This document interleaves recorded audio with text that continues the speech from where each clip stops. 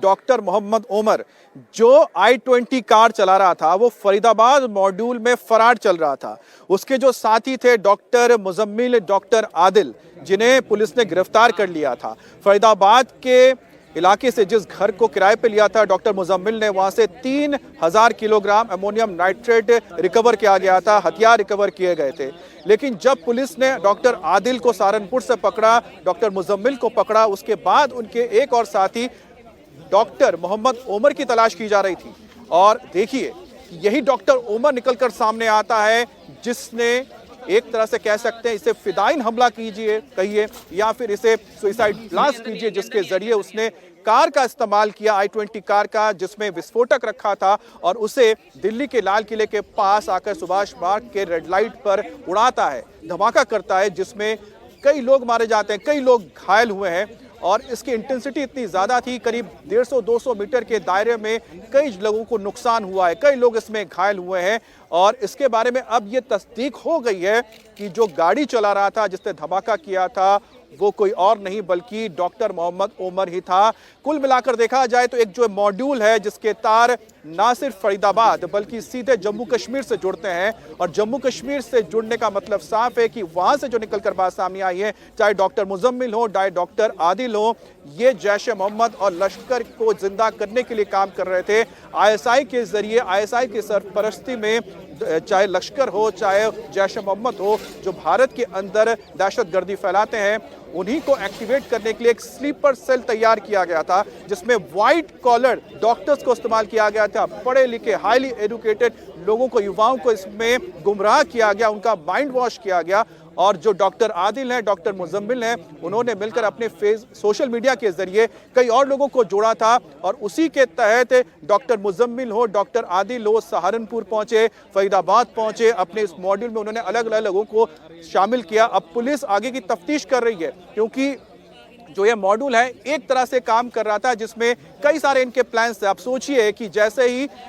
रविवार को फरीदाबाद से रिकवर किया जाता है विस्फोटक 3000 किलोग्राम की तादाद में, और उसके बाद ठीक अगले दिन दिल्ली में बड़ा धमाका होता है, और उसमें वही शख्स नजर आता है जो इस पूरे मॉड्यूल के साथ जुड़ा हुआ था। तो जाहिर सी बात है कि इनके जो प्लान है, plan A, plan B, plan C या फिर हो सकता है प्लान D रहे हो। अब पुलिस के लिए सबसे, और साथ ही जो जांच एजेंसी उनके लिए सबसे बड़ा चैलेंज है इनके इस पूरे मॉड्यूल को और ज्यादा खंगालना, इसमें जो और लोग शामिल थे उनके बारे में जानकारी लेना। एक बार फिर से जरा हम आपको जगह दिखाते हैं जहां पर धमाका हुआ था। मैं कहूंगा चंद्रभान से कि एक बार आइए और दिखाइए कि यहाँ पर देखिए, ये वो जगह है, ये सुभाष मार्ग है, नेताजी सुभाष मार्ग, ठीक लाल किले के सामने की वो रेड लाइट है जहां पर कल शाम को करीब 6:55 पर धमाका हुआ था। अभी पर्दे से ढक दिया गया है। इसके ठीक पीछे अभी भी जो पुलिस की फॉरेंसिक टीम है वो मौजूद है। यहाँ पर सबूतों को तलाशा जा रहा है। बड़ी तादाद में यहाँ पर दिल्ली पुलिस के जवानों को तैनात कर दिया गया है। FSL की टीम लगातार इस पूरे इलाके के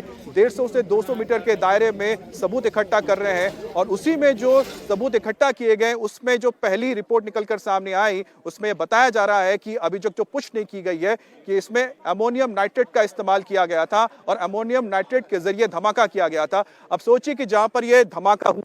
यहां से आपको हम जरा ये जैन मंदिर दिखाएंगे। देखिए जैन मंदिर आपको दिख रहा है, इसके 2 गुंबद आपको नजर आ रहे हैं। अब सोचिए कि यहां धमाका हुआ था, करीब 150-200 मीटर के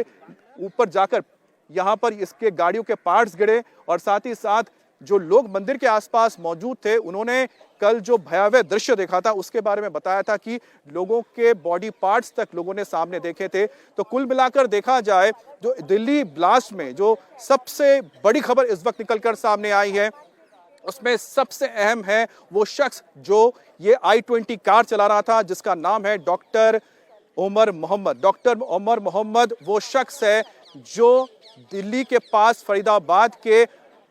मॉड्यूल से जुड़ा हुआ था, और फरीदाबाद का मॉड्यूल जुड़ा हुआ था जम्मू कश्मीर के उस मॉड्यूल से जिसके तहत डॉक्टर मुजम्मिल, डॉक्टर आदिल गिरफ्तार हुए थे। तो कुल मिलाकर देखा जाए तो इसमें एक बार फिर से पाकिस्तानी आतंकी संगठन जैश ए मोहम्मद, लश्कर का भी नाम सामने आ रहा है, क्योंकि इन दोनों के ही समर्थक थे डॉक्टर आदिल और डॉक्टर मुजम्मिल, जो पकड़े गए थे, जिनका काम था कि वो अनंतनाग और आसपास के इलाके में पोस्टर्स लगवा रहे थे जैश ए मोहम्मद के हक में और साथ ही साथ लश्कर के लिए। और जब इन्हें सीसीटीवी के जरिए सबसे पहले जम्मू कश्मीर पुलिस ने पहचाना, उसके बाद यहां पर डॉक्टर आदिल को सहारनपुर से डिटेन किया गया था। जब उनसे आगे की बातचीत हुई, जब उससे पूछताछ हुई तो पता लगा डॉक्टर मुजम्मिल के बारे में। फिर डॉक्टर मुजम्मिल पकड़े गए। डॉक्टर मुजम्मिल के पकड़े जाने के बाद फिर यहां पर तलाशी के लिए टीम पहुंची थी रविवार को फरीदाबाद में, और फरीदाबाद में जाकर यहां पर 3000 किलोग्राम जो विस्फोटक है वो मिला था। मेरी सहयोगी मीनाक्षी भी मेरे साथ इस वक्त जुड़ गई हैं। मीनाक्षी, अब तक जो सबसे बड़ी खबर निकलकर सामने आई है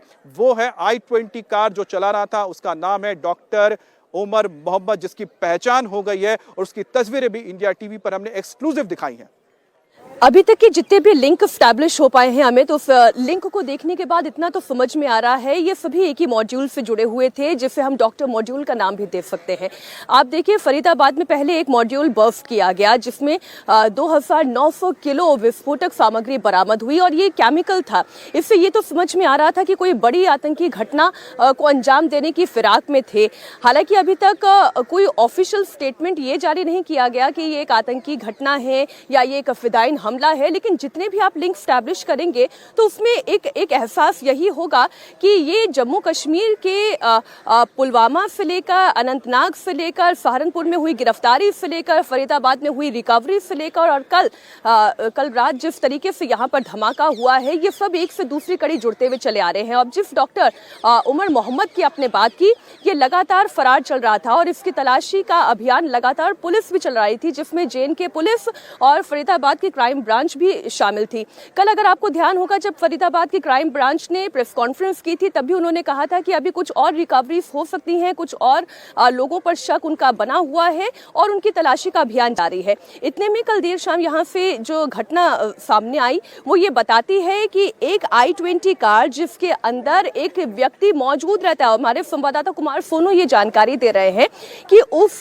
i20 की पार्किंग में जाने से लेकर पार्किंग से बाहर निकलने तक जितनी भी सीसीटीवी फुटेज है वो ये बताती है कि उमर मोहम्मद या वो शख्स जो उस कार के अंदर मौजूद है, क्योंकि शक यही पैदा हो रहा है कि उमर मोहम्मद ही वो व्यक्ति है जो पेशे से डॉक्टर है और उसी ने इस घटना को अंजाम दिया, वो एक क्षण भी उस कार से बाहर नहीं निकला। जो ये एक शक और पैदा करता है कि क्या वाकई में इसी जगह पर यह ब्लास्ट किया जाना था या फिर किसी और बड़ी घटना को अंजाम देने की वो फिराक में था, क्योंकि आप आसपास के इलाके को हमें जान रहे हैं, समझ रहे हैं, डेंस इलाका है, खूब गाड़ियों की आवाजाही है, नजदीक में करोल बाग है, पूरा मार्केट है, उसके बावजूद यहाँ पर धमाका हुआ। इस बीच एक बड़ी जानकारी और आ रही है अमित, हमारे सहयोगी लगातार यहीं लाल किले से जुड़े हुए हैं। एक और जानकारी ये जो हमारे सहयोगी अभय पराशर बता रहे हैं कि जो एक्सप्लोजिव भी मिला है उसमें ammonium nitrate plus fuel oil plus explosive detonators, ये इनिशियल फाइंडिंग से FSL की टीम की इनिशियल फाइंडिंग बता रही है, लेकिन अभी इस पर फाइनल रिपोर्ट आनी बाकी है अमित।